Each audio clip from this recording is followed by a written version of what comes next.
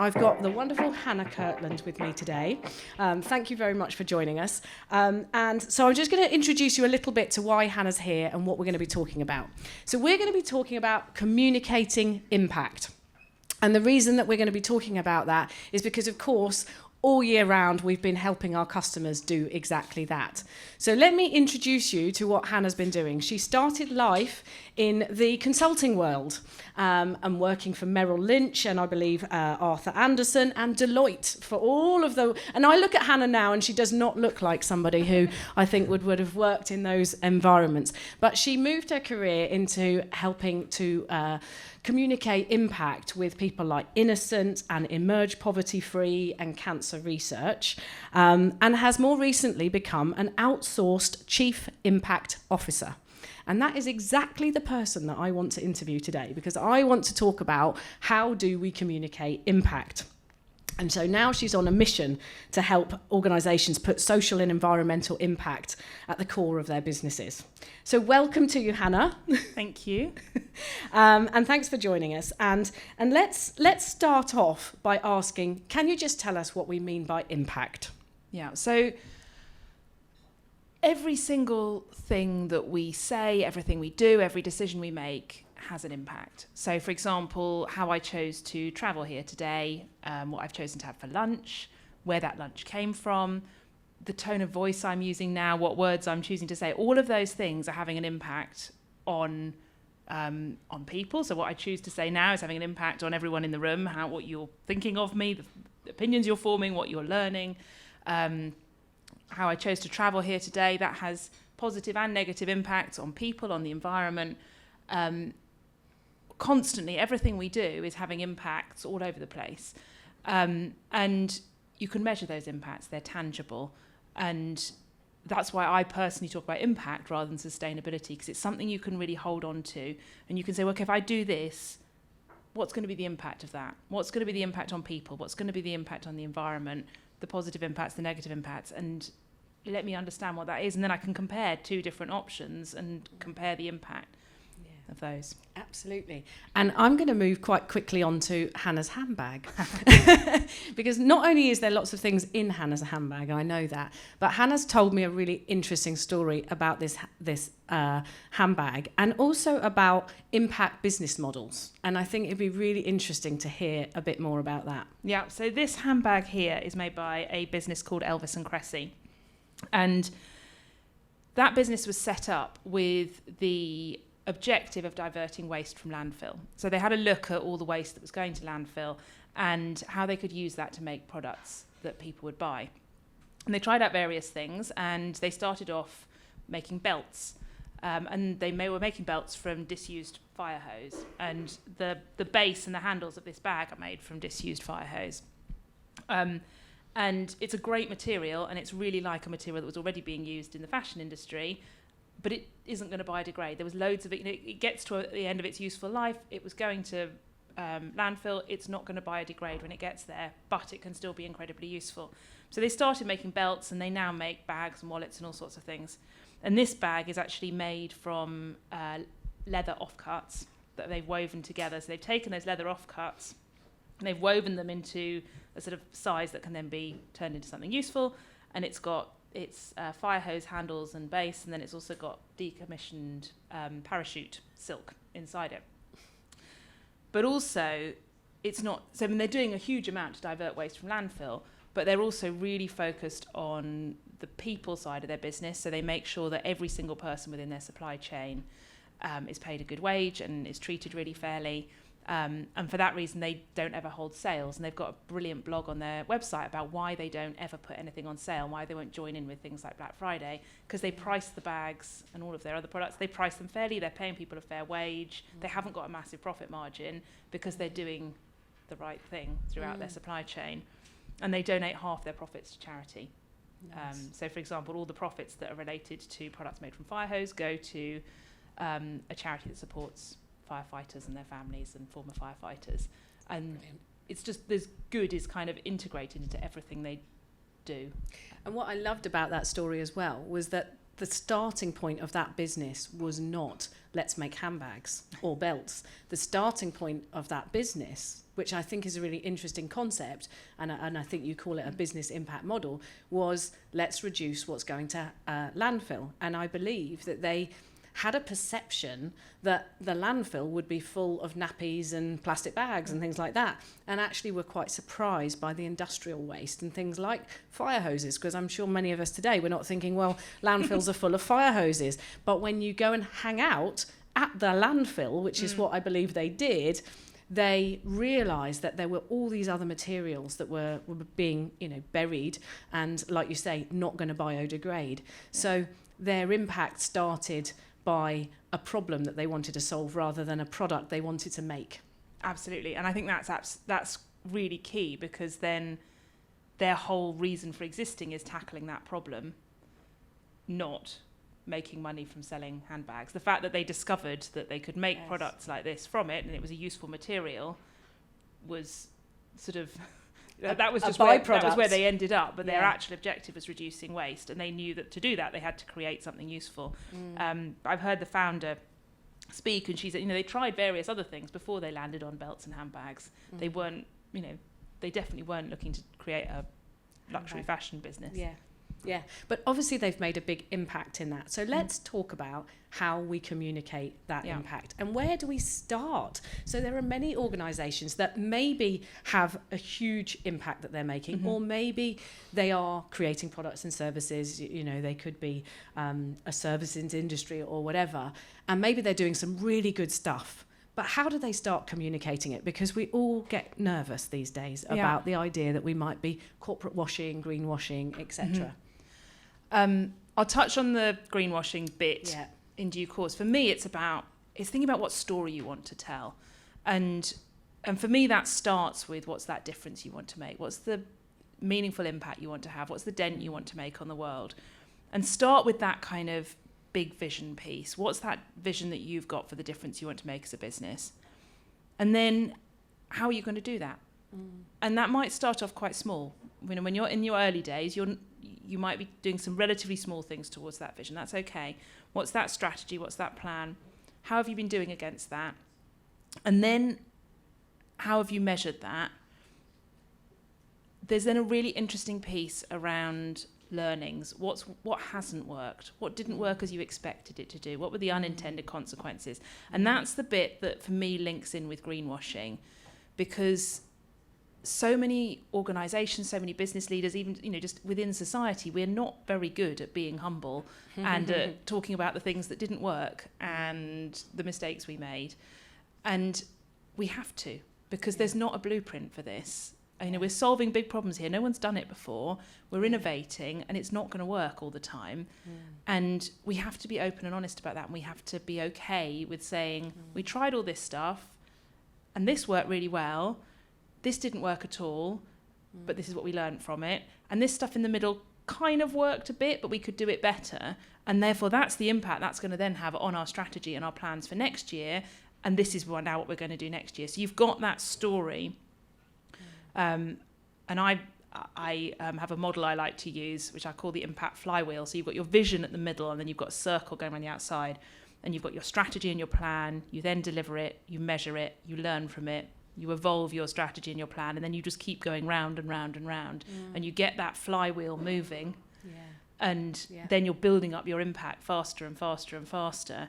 And what you're then doing when you're talking about it is you're telling that story, which includes the learnings and the what didn't work, because then also other people can learn from you, and so they don't make the same mistakes. So you're sharing that with the broader community, because why would you want to keep it a secret if you've worked out something about how to have an impact?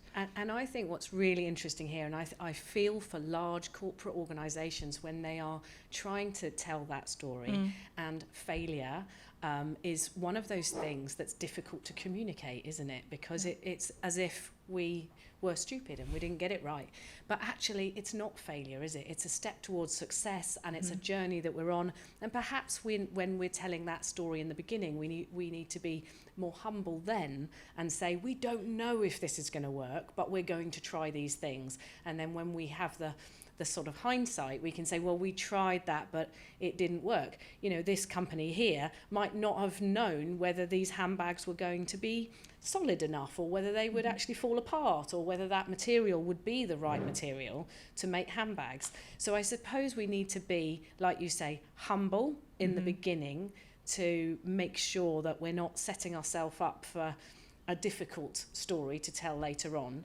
And I would hate for any organisation also to have a backlash to them saying, we haven't met a target, or we haven't achieved what we set out to achieve. So talk a little bit, I know you're not a greenwashing expert, but talk a little bit about what companies should do when they haven't met a target. What do you think they should say? For me, it's about being open and honest and being transparent, and talk about that story again of, well, this is why we did it. This is why we thought it was the right thing to do. This was the data that we based that decision on. These were the assumptions we made. This is what we then did. So it's like a science experiment. It's sort of saying, you know, we had this hypothesis, but it was based on this. It was all quite sensible. We tried this. It didn't work. This is what happened instead, and this is what we've learned from it. And try and do those tests at a small scale. So it's a small investment of money. It's not going to damage people in the planet. You're not doing it at a huge scale. You're trying it at that small scale. And then when you know it works, then you start scaling it up. I'm also a great believer in doing lots of things. And I know my team will be aware of this. But, you know, I think if you don't put all your eggs in one basket and you say, well, actually, we're going to try a number of different things, then it makes it easier, because you're going to have some successes and you're going to have some failures. And I also think organisations need to collaborate, because they're not the only ones that are trying to make an impact, are they? You know, there are lots of other organisations also innovating and trying things new. So in amongst that journey, they're going to find other people finding new ways of doing things and being able to say, oh, you know, actually, because they innovated and they found this technology has worked for them, we've piggybacked on that and used that as well. So have you got any companies who you think are doing a really great job of this? Like, who's got the best impact report, for example?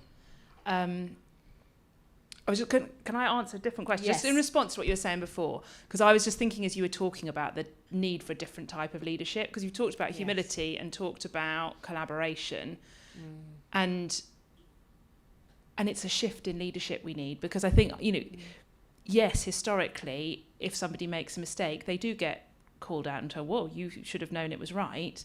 Whereas actually, we need a shift in terms of what we expect from business leaders and what good leadership looks like. And that will then enable us to say, I don't know all the answers.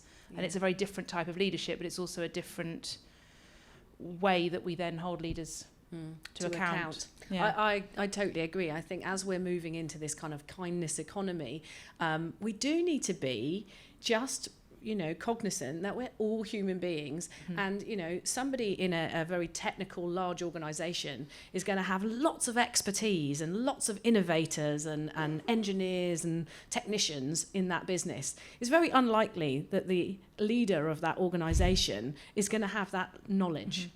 They might have it through all their teams, and that information might flow up. But I think we do need to be a lot kinder to anybody that's taking the punt to do these things. Yeah. So I was going to ask, who's doing it well? Who's doing it well in terms of impact reporting? Well, and just shall I dig in my bag again, because I brought knew you had some goodies in there. I like a good prop. So Pucker, you can't really see this because it's tiny, but Pucker Tea, their impact report is beautiful. Right. It's really well written. They've been doing it for years, and what's nice with that is they've built up data, so they can tell the story over time, and they've got that data over time to be able to do that in a really robust way.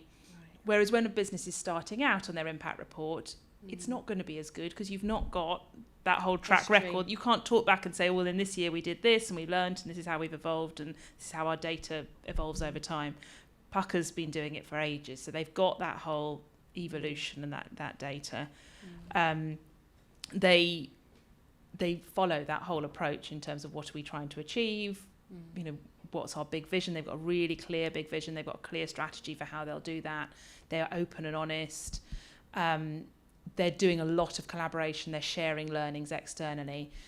And in terms of, I mean, I'm not a creative, but it's beautiful. It's so on brand. It was genuinely relaxing and a delight to read it. I was reading it at the weekend, and it was just genuinely a pleasure to read. It's a really nicely designed report. What that suggests to me is that Pucker care about it, that this is not a black and white document with some data in it that sits at the bottom of 15 levels of their website that you've got to go and hunt for. This suggests to me that they've created it in a way that they make it beautiful for you to read, that they care that people read it.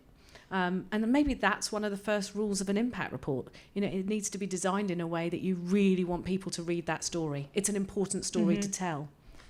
Yeah, that's really interesting, because it comes across as that. It comes across as a really key document for them as a business. It's a really key communication piece. Whereas there are others I've read where it feels like, and even when what they're saying we're producing this because we're a B Corp and we have to produce it. Right. Oh dear. I don't really care whether you're a B Corp and that's why you have to produce it or not. I want to know what's the dent you want to make on the world, and how are you doing that, and how are you doing against it, and what are you going to do next year. The best ones are really beautiful. You read other ones that have got typos in them. They're not. They've obviously not been through the same level of scrutiny, because they're not being treated as a really key document. Another really good one is Cook. I've got something from Cook in here. Oh, and out comes a ready meal. There we go. Out comes a ready meal. Theirs is really nice. They've been, again, doing it for years and years. It's open and honest. With Cook's one, they talked about the real challenges over the last couple of years, in what they're doing in terms of supply chain risk, in terms of the increased cost of electricity, in terms of finding people to come and work for them. They were completely honest. I think their last report talks about it being a massive roller coaster of a year, and they've got a picture of a roller coaster, and they're not hiding. They're not hiding from the tricky stuff. They still talk about all the amazing things they've achieved and how that fits with the impact they want to have. But it feels like you're talking to a friend who's being honest with you, rather than this sort of corporate veil. I mean, you talked about where I started my career, and it's taken me years to kind of lose that corporate, veil that sits over the communication and be authentic. And yet, the best ones, we were talking about Tony's Chocolonely earlier as well. I mean, theirs is just so authentic.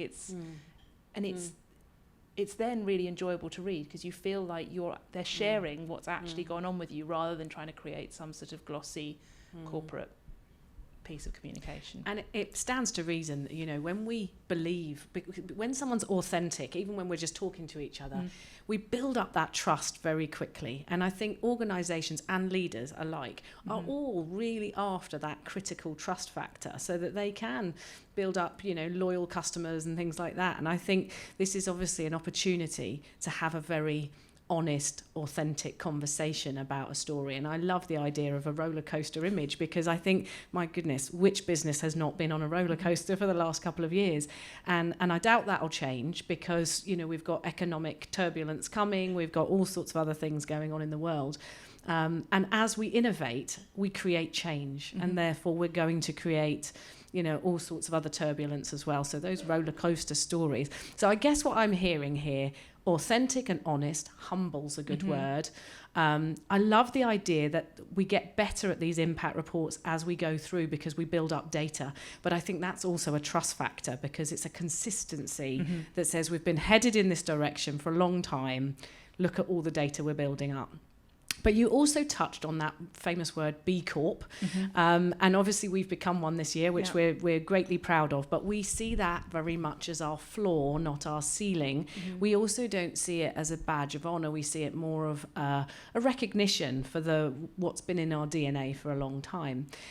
But why do you think that this groundswell of making business a force for good and wanting to make an impact, why? Because in your career, I'm sure you've seen a shift in that. Going back to your Merrill Lynch days, was there a whole load of organisations desperate to write impact reports? We've definitely seen a shift. Historically, we had businesses over here, we had charities over here doing good. The businesses raised money, the charities did good, and the businesses might hand some money over. And that was kind of the model that existed. And we've seen in the last 20 or so years, that space in the middle, people have started stepping into that space. So we've seen the rise of B Corps, of social enterprises, and then corporates starting to step into that space. And I think there are various reasons for that. It was interesting when I was in the charity sector, there's change in what people want to support. And what we started to see there was the sort of products that were doing well from a fundraising point of view were the ones that were integrating impact and fundraising. They were, because again, charities have been quite distinct, where there's the bit that raises money and there's the bit that does good, and that's quite separate within a lot of certainly large traditional charities. And yet what the general public were wanting to fund was something that was much more integrated than a sort of, well, I'll do a sponsorship event and then you can use the money to do good. They wanted something that was combining the two. And so I think there is a shift within society, as a generational shift in terms of what people want and being more conscious in terms of the products and the services they buy and the businesses they engage with. And so we see that from consumers. We then also see it from employees, which is massive. And, talking to colleagues in the Big Four, or former colleagues in the Big Four, that's a massive driver for them, is they need talented people, and that's their business model is reliant on that. And increasingly employees are demanding that businesses aren't just talking about this stuff, they're actually doing it, and they're doing it well. So that's a massive driver. And then we're also starting to see investors put pressure on as well. It was really interesting seeing some of the stuff that's been coming out of COP15 this week in terms of biodiversity. And there were a lot of the big financial houses there and saying they're suddenly realising that biodiversity and nature that we have been so reliant on, but we haven't been pricing into any of our models, we kind of assumed it was an asset that was just going to be there forever. And actually we now need to put a price on it. And they are starting to see that the businesses that are thinking about the long term and are thinking much more broadly about their stakeholders are more successful in the long term. You can make a quick buck by screwing people over, but that's not going to keep you going for the long term. There are some amazing, you look at Japan and there are some amazing stories of businesses that have been around for a very long time because they are much more focused on the long term and the legacy and thinking generations ahead. And now that we're starting to see that financial impact, then money starts to go there. And I think there's this recognition that profit at all costs and all about ego, all about me, and hierarchy and all that, and it links in with the leadership point again. We've tried that as an experiment. It's not long-term sustainable in any sense of the word sustainable. So I think what we're seeing here is that the driver are two things: money and people. And we need people to run our businesses, and they are now flocking, whether that's buying stuff or working for companies. They are flocking towards the companies that are doing as well as saying. And I think the hopefully the age of saying but not doing is starting to get found out and uncovered. I think once we start money talks, then it talks very loudly and moves up the agenda. So sadly, I think I could talk to you all afternoon, but I think I've had my 5-minute warning. So I'm going to ask everyone to say a huge thank you very much to Hannah for joining us today, and what an interesting conversation. Thank you very much. Thanks for having me.